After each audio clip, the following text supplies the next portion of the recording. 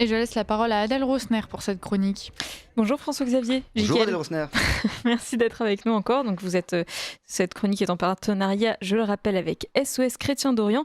Aujourd'hui, vous nous parlez d'Israël. Absolument. Alors attention, accrochez-vous.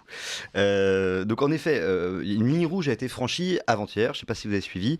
Mardi matin, Israël a frappé le Qatar.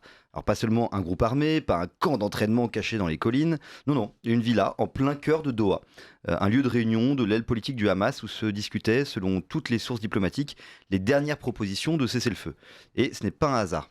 Et est-ce qu'on peut vraiment parler d'une attaque sur un État souverain ? Ah oui, et c'est inédit. Pour la première fois de son histoire, Israël bombarde un pays du Golfe.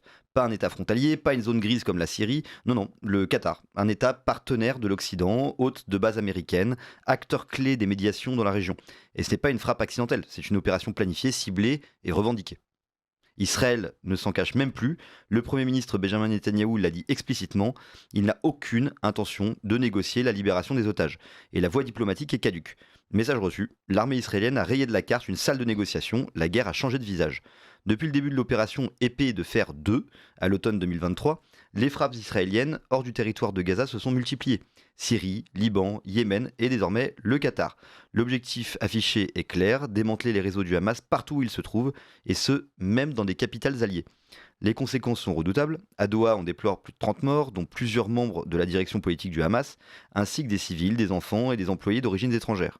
Le Qatar, qui avait toujours servi d'intermédiaire prudent entre Washington, Tel Aviv et les Palestiniens, est pris à revers. Mais le plus grave, c'est l'effet symbolique. Cette villa de Qatar n'était pas un simple bâtiment, c'était un des rares espaces diplomatiques encore opérationnels entre Israël et le Hamas.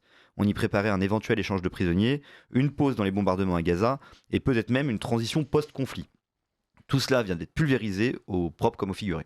Et est-ce que cela signe donc la fin des négociations ? Alors pas encore, mais ça les rend extrêmement improbables. La diplomatie repose sur des règles tacites. La neutralité des médiateurs, la confidentialité des lieux de négociation, la survie des négociateurs eux-mêmes. Tout cela a été violé. Le Hamas a immédiatement réagi en annonçant qu'il n'y aurait plus de dialogue. Le Qatar s'est replié, renforçant la sécurité autour de toutes ses ambassades et fermant plusieurs accès diplomatiques. L'Arabie Saoudite a dénoncé un acte criminel. L'Égypte parle de violences graves et de violations graves du droit international. Et même la France a exprimé son inquiétude quant à la sécurité régionale. En frappant Doha, Israël exporte la guerre de Gaza vers le Golfe.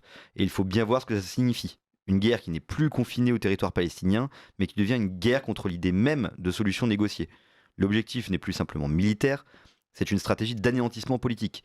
Netanyahou veut prouver qu'il ne transigera plus, qu'il n'y a aucun compromis possible, même pas avec des diplomates, même pas dans un État allié. C'est une escalade majeure qui laisse craindre une renégociation et une régionalisation du conflit beaucoup plus large.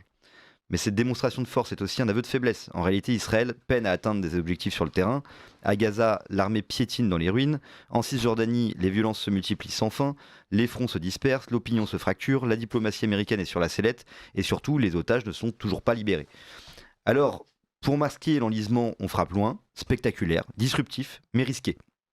Car ces attaques à Doha fragilisent les alliances régionales, elle fait vaciller la position du Qatar, elle resserre les rangs autour du Hamas dans le monde arabe, et elle isole davantage Israël sur la scène internationale. Et tout ça peut se retourner contre Israël. Alors oui, et très vite, d'abord sur le plan diplomatique, le Qatar pourrait réduire ses canaux avec Tel Aviv, voire réviser ses accords de coopération, et ensuite militairement, si d'autres pays commencent à voir Israël comme un acteur incontrôlable, il pourrait réarmer certains groupes par procuration.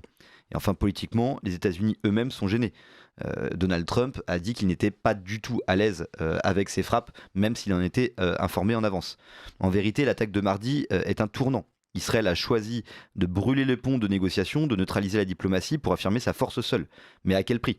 On ne gagne pas une guerre uniquement avec des missiles, surtout quand elle est aussi politique, sociale, humanitaire et existentielle que celle de Gaza. Il y avait là une opportunité fragile mais réelle de rouvrir un chemin de désescalade. Elle a été réduite en cendres. On ne laisse entrer absolument personne, pas les journalistes, pas les diplomates, pas d'ambulance, déclarait hier un policier qatari à l'entrée du quartier frappé. Cette phrase, anodine qui dit tout, elle dit l'état de siège, elle dit la peur, elle dit la fin des règles du jeu. Et elle dit surtout qu'aujourd'hui, la parole est morte.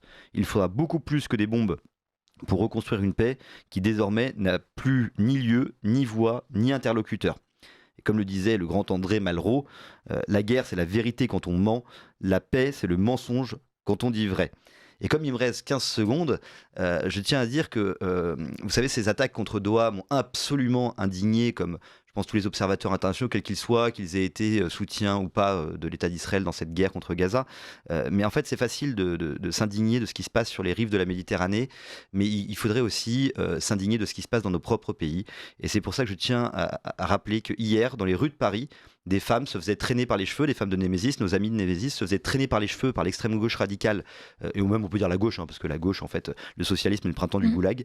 Les femmes se faisaient traîner par les cheveux dans les rues de Paris, et notre ami Charlie Kirk s'est pris une balle dans la gorge hier soir, alors qu'il tentait simplement de débattre pacifiquement sur un campus américain. Et en fait, on peut s'indigner de ce qui se passe à l'international, et il le faut, c'est absolument important, mais il faut jamais, jamais, jamais oublier de s'indigner à chaque fois que la gauche maltraite, à chaque fois que la gauche tue, et c'est ce qui se passe au quotidien dans nos rues, et donc ne l'oublions pas. Merci François-Xavier Gicquel pour cette conclusion. On vous retrouve la semaine prochaine pour une nouvelle chronique.